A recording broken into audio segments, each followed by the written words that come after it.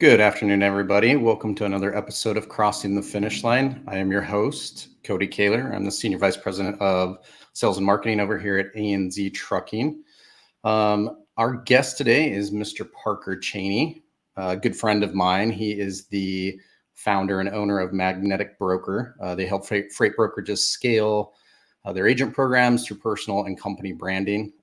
With everything that's kind of going on, all the headlines that you keep reading about the labor market and the overall downturn of the logistics market, I figured, branding is really something that people tend to overlook, especially the personal branding. Parker has been a huge influence for myself and for my team, huge help. So I figured he would be a perfect guest for us to bring on and kind of give everybody, a little bit of a refresher course on how to brand yourself and try and make some sales and try and attract some of the best talent as well.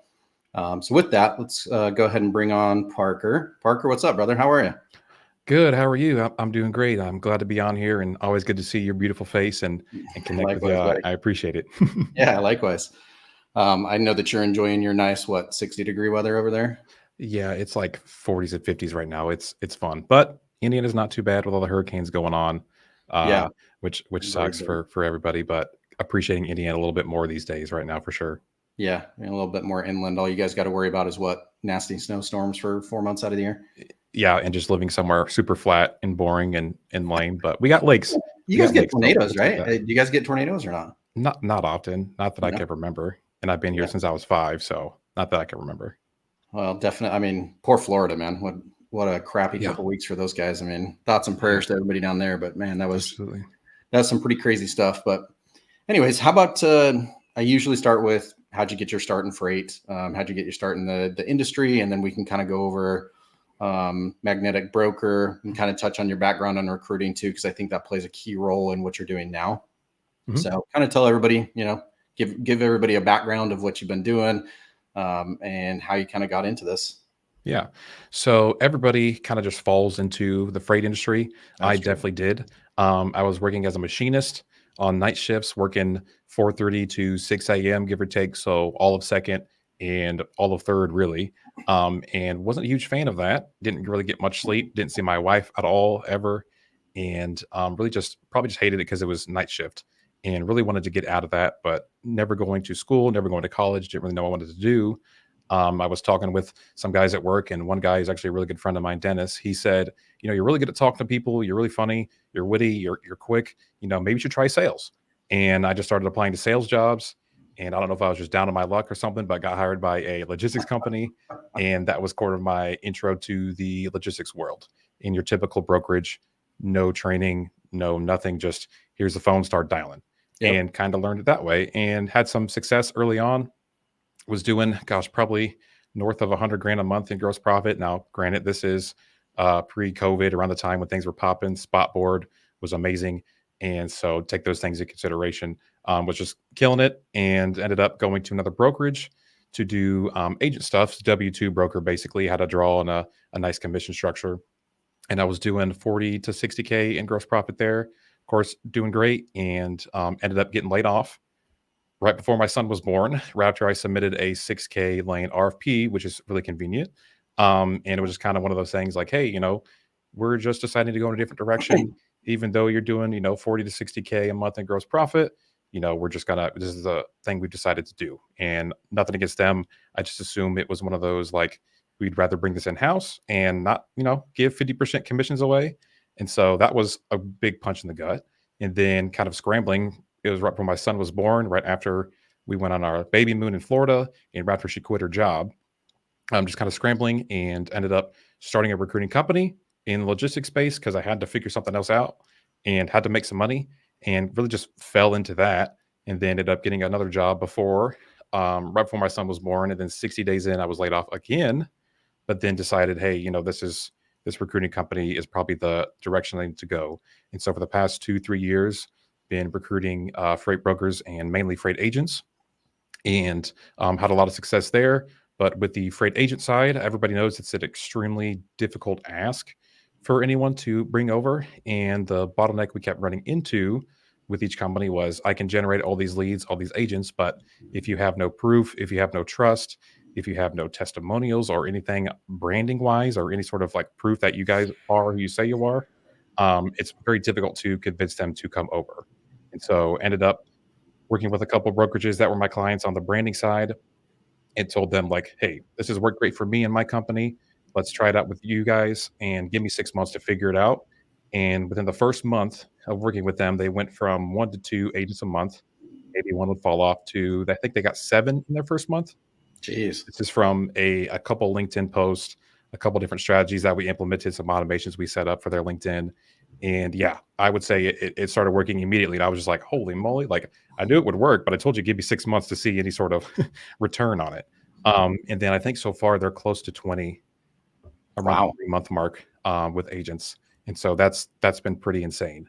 And so I've been doing it for a couple other clients. I think I've got 6 or so right now, and everybody's having insane results pretty quick on it. And it's great because it takes the conversation to, me as the brokerage trying to convince you to come over, saying, we're so great, we're this, we're that, yada yada, to, do I, the brokerage, want to work with you as an agent, and completely flips the scripts when you're on these calls. And so the branding piece has been huge for my clients.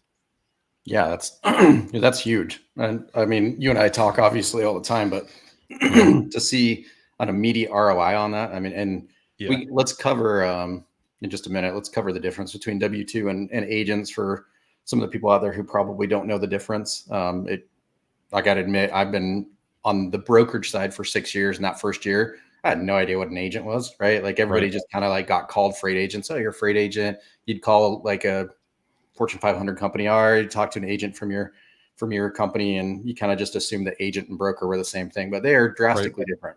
Drastically Yep. different from a company standpoint as well as a personal standpoint. But um, that's I love to hear your story, buddy, because you're one Thank of you. the bright young minds in our industry. I gotta say that, buddy. I met Thank you. I Parker, appreciate and I that. met when he had started his recruiting company, Mhm. and we met with him to help us recruit some talent, and we became really good friends after that. And Parker, everything Parker touches, I mean, it seems to take off like a rocket, man. So it's been really Thank really you. cool to see it, to see Appreciate it. your journey in the last couple of years, man. So let's touch on that though. Like what really quick overview of what's the difference between a W-2 and an agent? Mhm. So W-2 broker, pretty straightforward. They usually work for a brokerage on salary, which is W-2. They usually have a smaller commission structure. They have either non-compete or non-solicit, if not both, and they can't take their business with them anywhere. They don't make as much money.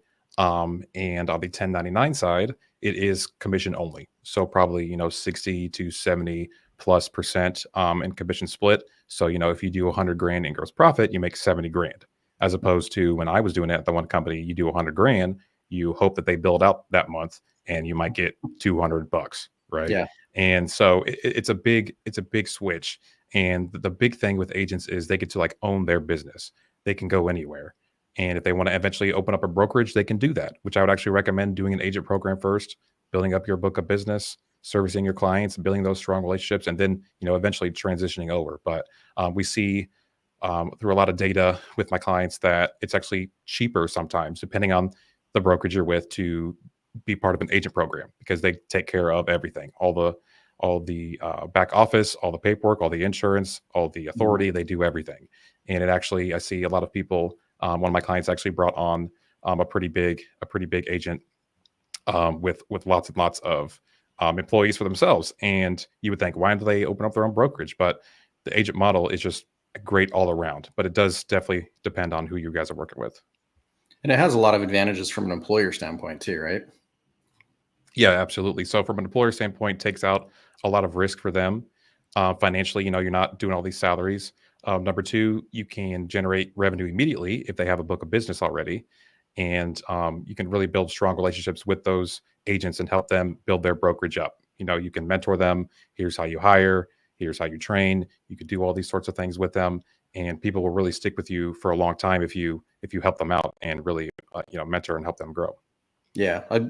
Several of the agents that I've met are very, very, very, very good sellers, but they have no desire to run a company, right? Like Right. they don't want to do anything with the back office. They don't want to look at a P&L. They just want to sell their butt off, make some money, service their customers, do what they're good at, and let somebody else handle BOLs, claims, issues with loads, Absolutely. track and trace, all that fun stuff that goes Yeah. behind the scenes that a lot of people just don't know goes Yep. on in brokerages until you've been in it. Oh yeah, especially the double brokering stuff going on. I would Oh not yeah. want to be running a brokerage right now, and I would much rather be an agent because a lot of clients, they're dealing with the double brokerage or double brokering, and they're in charge of all of it. Yes, the agent does help obviously when they can, but I would not want to be the one that has to go through all those legal fees and No. pursuing and suing people. Like, not for me. No, thank you. All I can say is thank God for Cassandra and Go Highway. So Mhm. those guys have definitely helped a lot with that. But Yeah, I know a lot of people who went from W-2 to agent, but I honestly can't say off the top of my head I know anybody that went from an agent model back to W-2. yeah. It doesn't happen often, especially once you're your own boss. Yes, you work for a brokerage or work with a brokerage, if you will, but you're still in control of everything, and then the income opportunity is just massive. And then you Yeah. also control your time. And so, why would you ever go back to make less money? I can see, being a sales agent where they run your book of business for you and they do all the operations and just service your customers. I can see that, but I wouldn't. If I was an agent, I would never go back to being W-2. That's for sure. Yeah, and that's a good point though. Is most agents are going to be responsible for everything from not only customer sales but also carrier sales, right? So they're Yep. finding freight as well as building a carrier network, getting capacity for all of that freight. There are sales agents out there completely different than what we're talking about though, right? Where Yep. sales agents they basically open doors, build relationships, and operations handles the rest type Yep. stuff. Exactly. Yep. So cool. Well, thanks for you explain that a million times better than I would have.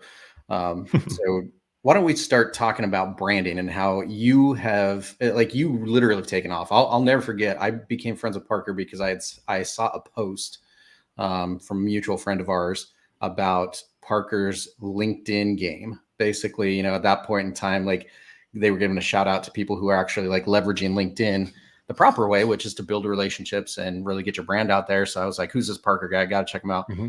Looked at your profile. I was like, all right, got to connect with this guy. Saw some really good content that you'd been putting out, a lot of really good data, Thank you. and then decided to reach out to him. And then Mhm. it was great. Parker found us several really good employees that have really helped our team. And then obviously the camaraderie that we've built. But because of that, like you've really killed it. I mean, Thank you. for some of us older folks, right, the 40 plus year olds, social media doesn't come as easy as it does to some of the younger generation.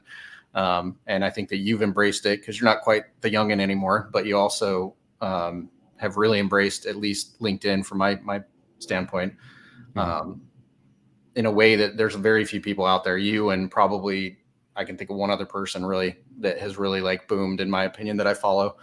And so, can you Thank kind you. of touch on like, a what really, how did you really get your start on LinkedIn to really become to get the platform and the clients and really the connection base that you have now? And what would you suggest for somebody who maybe is just starting out in freight? A lot of these guys are starting out in freight. They have no idea how to use LinkedIn, no idea that it's an actual tool to use for sales, in addition to companies like myself who want to use LinkedIn to brand ourselves to make us a more attractive company for talent to come to. Oh, I think your mic got cut, buddy. There we There go. you go. There you All go. good. Hear me now? Yeah. Perfect. So I got started. I invested in a coach in the recruiting space because I got a couple placements, but I was like, I, had success, but I truly have no idea what I'm doing. Like everything I learned was from YouTube. And so I hired a coach in the recruiting space to help me, build my recruiting business. Shout out to Russ. He was awesome and helped me out a lot. And one day he just said, hey, I do pretty good when I post on LinkedIn getting clients. And I just kind of took that and just, you tell me to do one thing, I'm going to do it 10,000 different ways and find the best way to do it. And just kind of just fully immerse myself in that and just started posting on LinkedIn. Didn't really know what to write, bought some cheap $90 course to kind of just like learn the basics, what's storytelling, what's writing, how to build authority, how to build trust, how to tell stories, and just started posting. I really didn't know what I was doing at all. And just, I mean, when you found me, I definitely didn't know what I was doing. I like to think I got a little bit of an idea now, but that's how I got started doing that. Just from someone saying, hey, maybe you should post on LinkedIn. It works well for me and I get clients, and just kind of took it off from there. And that was my, the beginning to everything changing for sure. And I've actually like posting and being active on LinkedIn has been so impactful. I actually went like a couple months where I stopped posting because I was getting too many customers reaching out wanting my services to help them recruit, and which is like a good problem to have. But literally Absolutely. stopped there for a couple months because I was like, I can't keep up with all these people reaching out. And I had to fill out a form that took them 15, 20 minutes to fill out with all their info about their brokerage. And I never was able to bring anyone else on because growing the business, you need more people, you need to hire. So yeah, it's been a fun, wild ride for sure. And what I would suggest for people to get started is just think of like 4 different themes that you can talk about. Think about personal stories.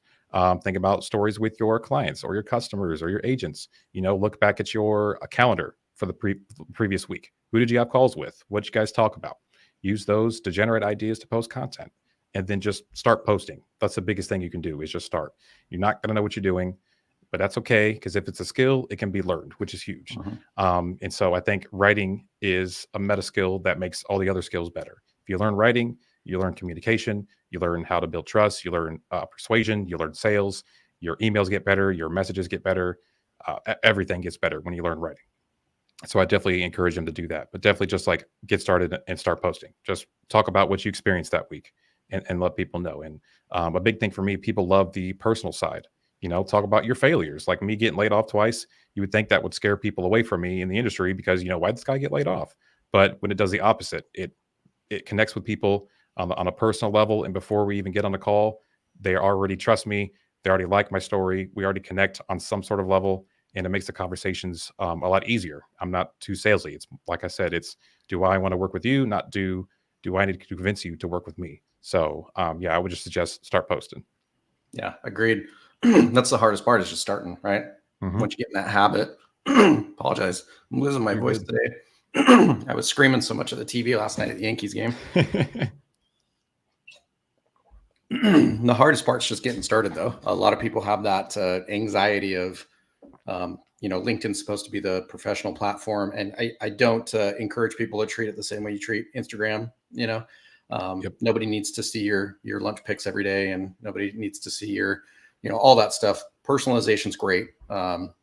It does help break through some barriers, and it definitely helps people find you a lot more relatable. Like you mentioned, the layoffs. Absolutely. How many people have been laid off out there? I can tell you the last couple of weeks, there's been a lot in our industry, right?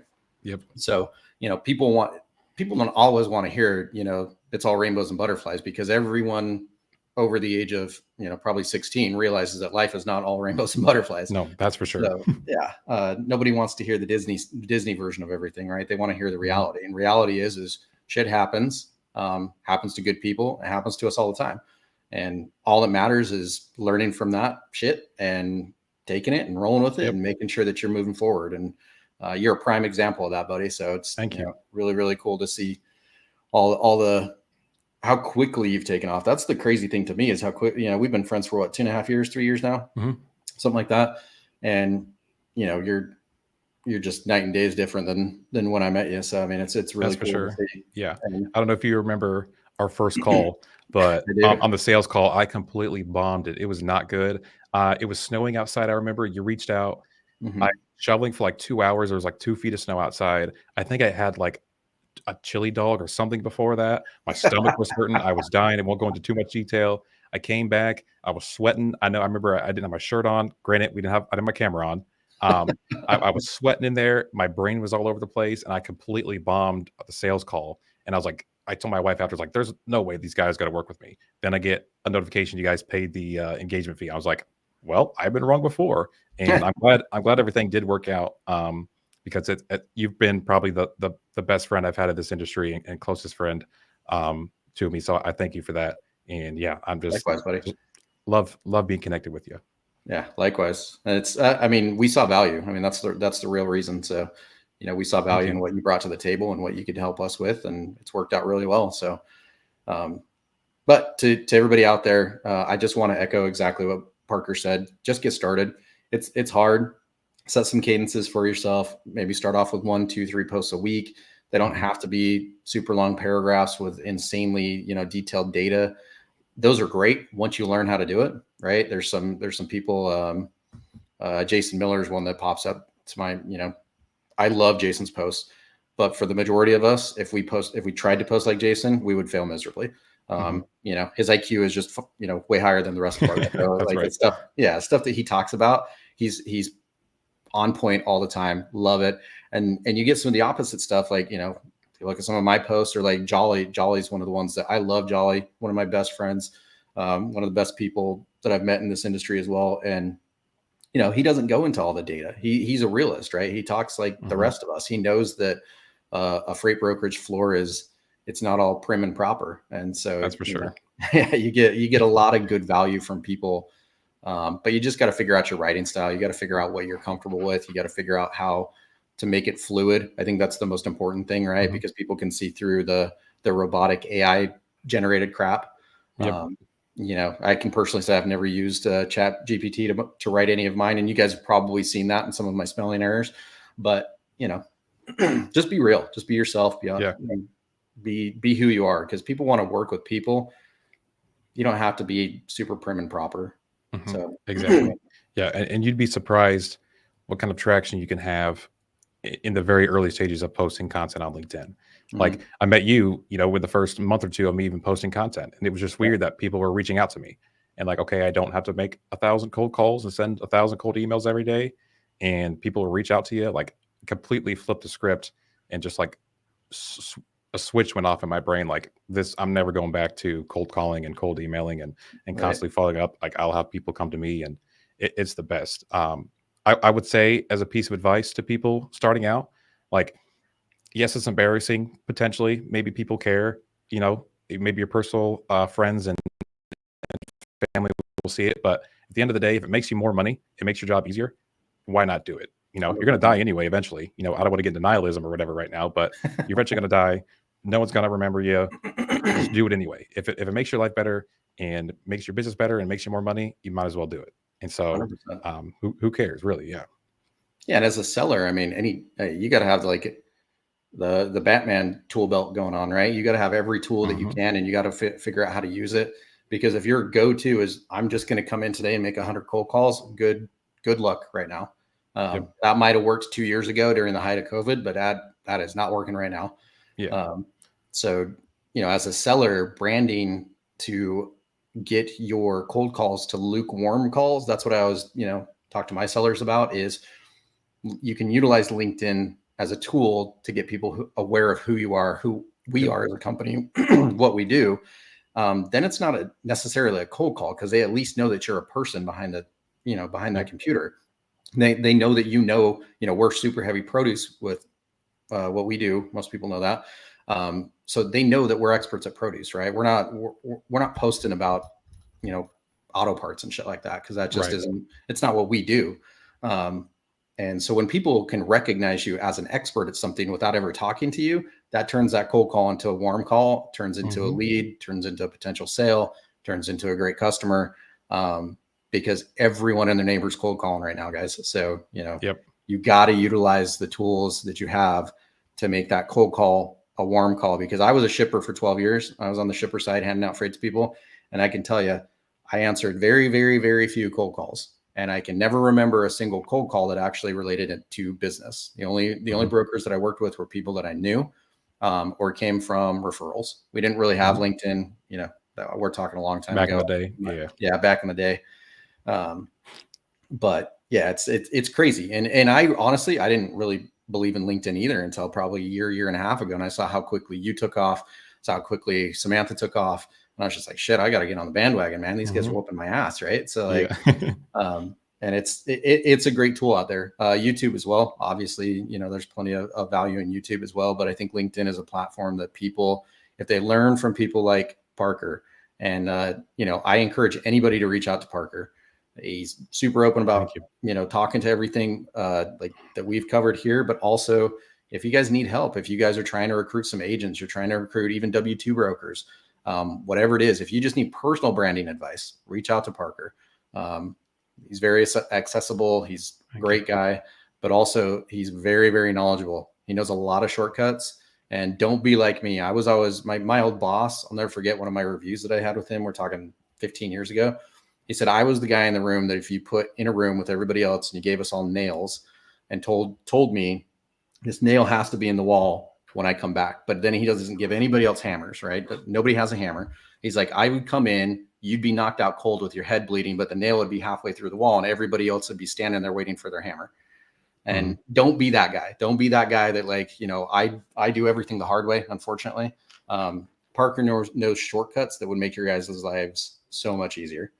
So reach out to him, really encourage it. Thank you. Branding is huge. Personal branding is huge. Whether you want to be an agent, W-2, whatever it is. And from a company standpoint, I can attest that branding your company, it's a lot easier than you think.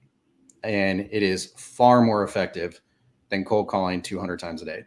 Far more effective. Set your sellers up to be successful. The more people who know who you are as a company and the positive reviews you have out there, the easier it's going to be for your sellers to be successful, because then they don't have any negativity that they have to break down immediately, right? There's a lot of brokerages out there that all you ever hear about is negativity, right? Don't be those guys. Brand yourselves, guys. It'll change your lives as sellers. It'll change your lives as a company. And definitely if you're interested in either becoming an agent or starting an agent program, I can't think of anybody else better to reach out to than Parker. Thank you. I appreciate it. Yeah. Yeah. And a couple points on stuff you said about how you want to turn the cold calls into lukewarm calls. So with the branding, it creates awareness, and although shippers aren't active on LinkedIn, they definitely are seeing it.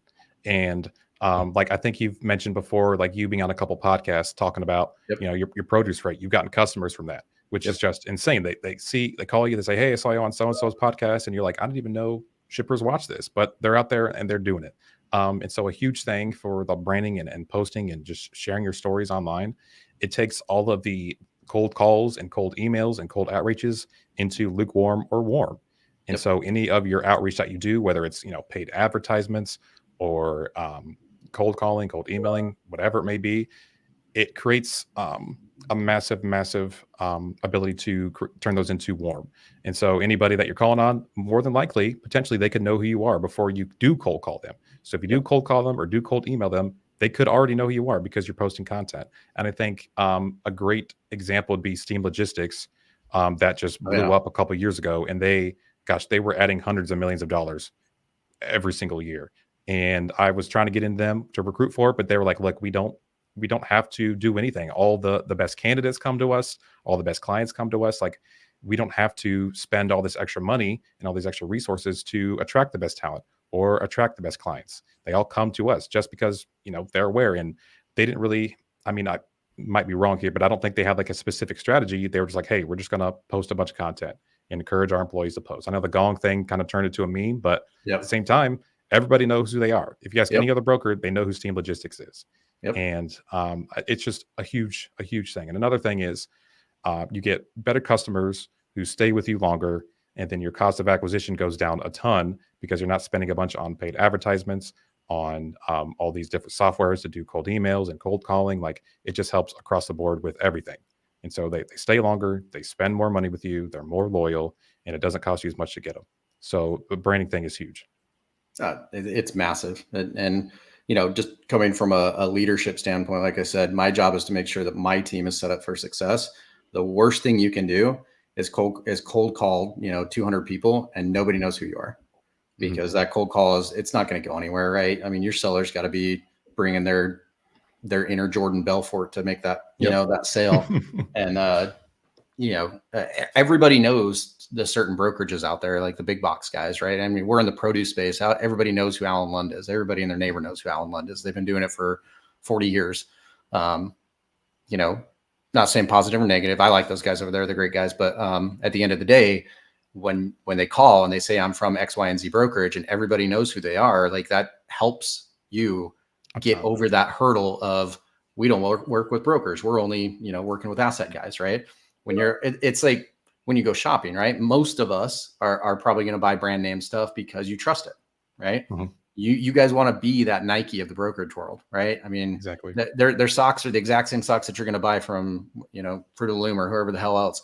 But guess what? I still buy my Nike socks because I trust Nike, like them, whatever, right?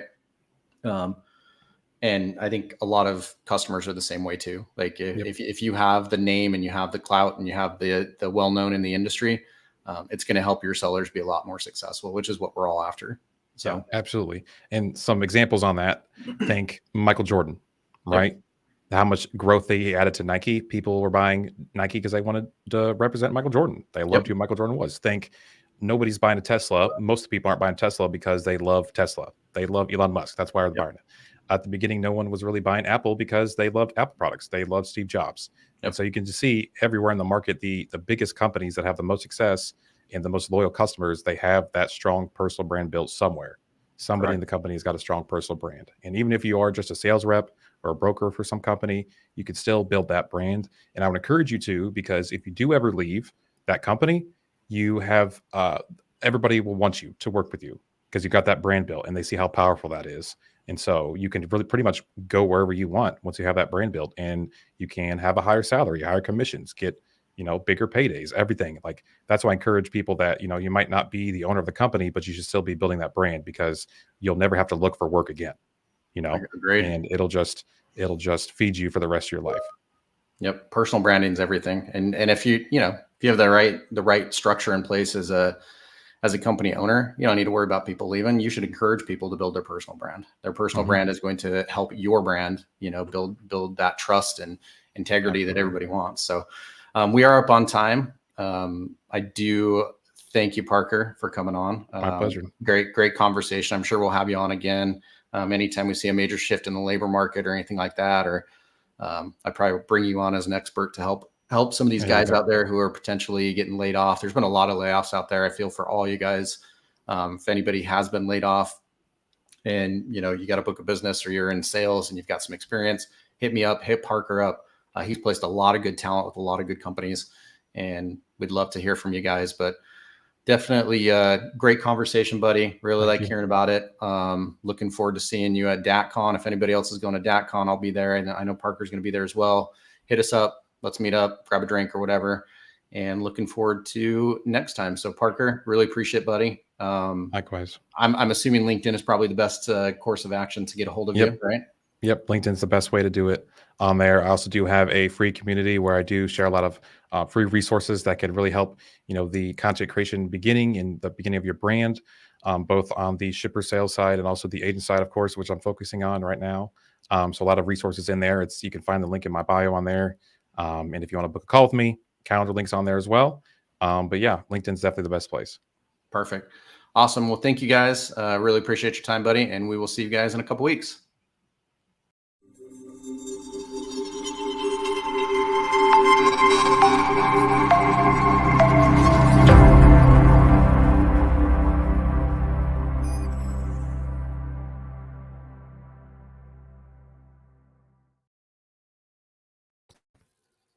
Cool.